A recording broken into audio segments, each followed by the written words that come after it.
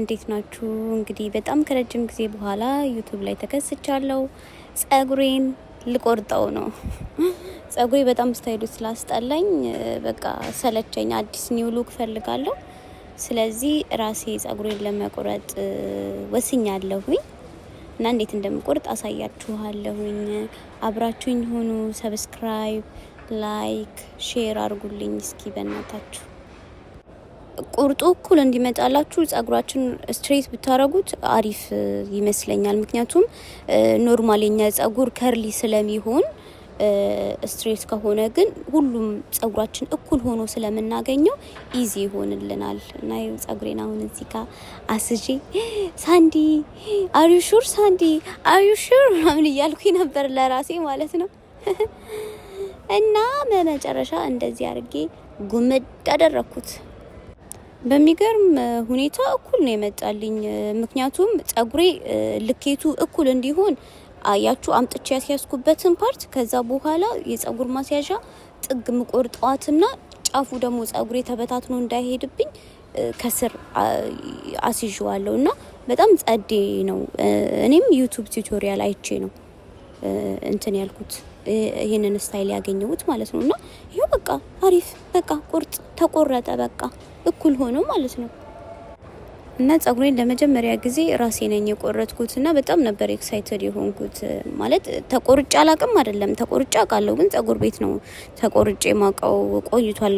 ቢያንስ በጣም ከ7 አመት ምናምን በፊት ቁርጥ ነበረ ጸጉሬ ተቆርጬ አውቃለሁ። ይሄን ግማሹን አንድ ፓርት አጭር አንድ ፓርት ረጅም ፋሽን ነበርና እንደዛ ተቆርጬ አውቃለሁኝ። እና በራሴ ስቆርጠው ግን የመጀመሪያ ነው። እና አሁን ልብስ የተቀየረባችሁ ጸጉሬ ምናልባት እኩል ካልሆነ ብዬ ማለት ነው ዳውት ነበረኝና ጸጉር ቤት የወንዶች ጸጉር ቤት ሄድኩኝ ማለት ነው እንዲቆርጡኝ እና አይቻልም አሉኝ። አይቻልም እዚህ በለዲያ የወንድ ቦታ ሴት አይቆረጥም አሉኝ። የሴቶች ጸጉር ቤት የማልሄድበትን ምክንያት ልንገራችሁ። ቁርጥ ስንት እንደሆነ ታውቃላችሁ? 448 ድርሃም አሉኝ። ኢንስታግራም ላይ የሆነ ሳሎን አግኝቼ ማለት ነው። ከዛ ዘጋኝ ማለት ነው። ኖርማሊ ለጸጉር ቁርጥ ማለት ነው 100 ድርሃምም 50 ድርሃምም ይበዛል። ምንድነው ዝና ቢግ ዲል በቃ ቁርጥ ነው።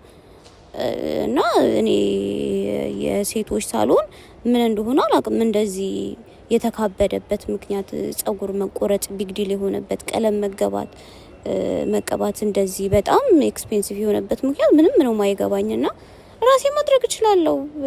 በቃ ራሴ መቁረጥ ራሴ ቀለም መቀባት እችላለሁ። ስለዚህ ሁሌም ቀለም የዚህኛውንም ከዚህ በፊት የነበረውን በጣም ያምር መቶልኝ ነበረ ራሴ ነኝ የቀባሁት። አሁንም ራሴ ነኝ የምቀባው። ቁርጥ ግን ለመጀመሪያ ጊዜ ነው። ፐርፌክት ሆኖ ነው የመጣልኝ። በጣም ነው ደስ ያለው። ያው እንደዚህ ፓንክ ምናምን በጣም አጭር ምናምን ብፈልግ ኖሮ ምናልባት ትንሽ ሊከብደኝ ይችል ነበረ። ግን አሁን ያው እንደምታዩት ነው። እናንተ ደግሞ ኮሜንት ላይ ጻፉልኝ እስቲ እንዴት ነው አቆራረጤ ምናምን ነገር። ቀለሙን በቃ አሳያችኋለሁ ደግሞ እንዴት እንደሚሆን። መጀመሪያ ቀለሜን መቀባት ሲጀምር በጣም ፕሮፌሽናል ዌይ ለመቀባት ሞክሬ ነበር። ጥረት አድርጌያለሁ። የቀለም ብሩሽ አለችኝ እቺ መላጊያዋ ምናምንና በዛ ነው የጀመርኩት ማለት ነው። እንደዚህ ምናምን በስነ ስርዓት ግን በቃ አልቻልኩም። የሆነ ሰዓት ላይ እንደ ቂቤ መለቅለቅ ጀመርኩኝ ማለት ነው። ባይ ዘ ዌይ ከዚህ በፊትም እንደዚህ ነው የቀባሁት ራሴ ማለት ነው። እና በደንብ ነው የሰራልኝ። በጣም ብሶ ነበር የጠየቀኝ የት ነው የተቀባሽው ጸጉርሽ ምናምን ብሎ የሚጠይቀኝ ማለት ነው። እና ራሴ በቃ በባህላዊ መንገድ ልክ ቂቤና ቅባት እንደምንቀባው ወስጄ ድርግም ትንሽ ጉዳቱ ጭንቅላቴንም እነከዋለሁ ማለት ነው።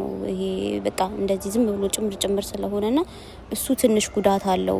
ምክንያቱም ጭንቅላቴን ሲነካኝ ለቆዳዬ ጥሩ አይደለም። በዛ ላይ ደግሞ በጣም ነው የሚያቃጥለው እና እሱ ጎድቶኛል። በተረፈ ቀለሙ ግን ሲመጣልኝ ጽድት ብሎ ነው የሚመጣው። አሪፍ ሆኖ ነው የሚመጣው። በቃላ በጣም ፕሮፌሽናል ቦታ የተቀባው ነው የሚመስለው። ከዛ ፌስታሊን ግጥም አድርጌ አስሬ እንትን አልኩ። የዚህን ቀን ምን እንደተፈጠረ ታውቃላችሁ? ያው ቪዲዮን አሁን ከዛ በኋላ ኤዲት አድርጌ ምናምን ነው መቀረጽላችሁ አይደለ? የዚህ ቀን ማለት ነው። ቆይ ትንሽ ናፕል አድርግ ብዬ ሰዓት በጣም ሄዶ ነበር። ከስራ ተመልሼ ነበር ያደረኩት።